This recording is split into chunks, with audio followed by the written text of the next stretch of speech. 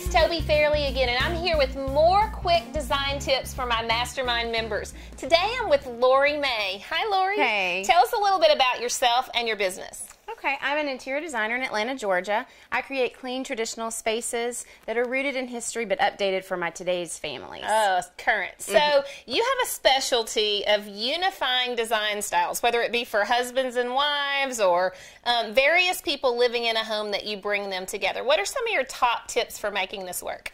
Well, I find that a lot of my families have different types of design styles. And so one member may love traditional design and one may love modern design. I'm not sure why that always happens, but it seems to happen a lot.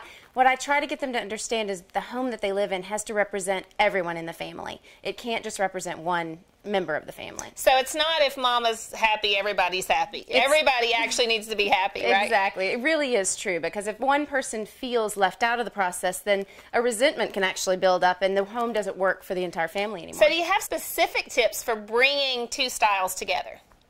I think it's important that there's compromise. Everyone has to have a little say. Everyone has to have give and take in the process.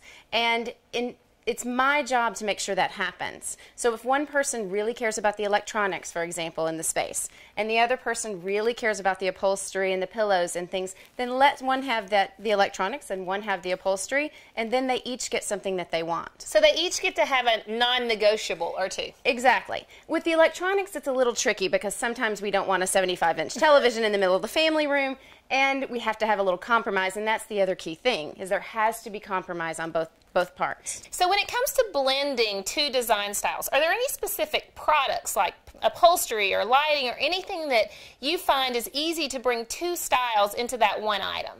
Well, I think there's a classic example of the man of the house a lot of times wanting a recliner. And now I can actually bring them things that will be what the woman would like to have in her home, which is, it looks like a chair, but then it actually works as a recliner. So that's a great item that I can introduce and make both parties happy. So do you make it more masculine with the fabric or the style or both? It can be both. I really like having a masculine space with a few feminine touches in there, and that usually helps as well.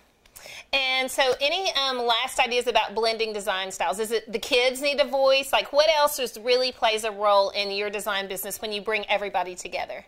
I think the biggest thing is that it represents everyone. So of course the kids come into play, the dogs come into play, the cats come into play, because if not, the home doesn't work for everyone. And the whole idea is that it has to work for everyone. When everyone comes through the door at night, it has to be a home they all love. That's awesome. I love those thoughts and those tips.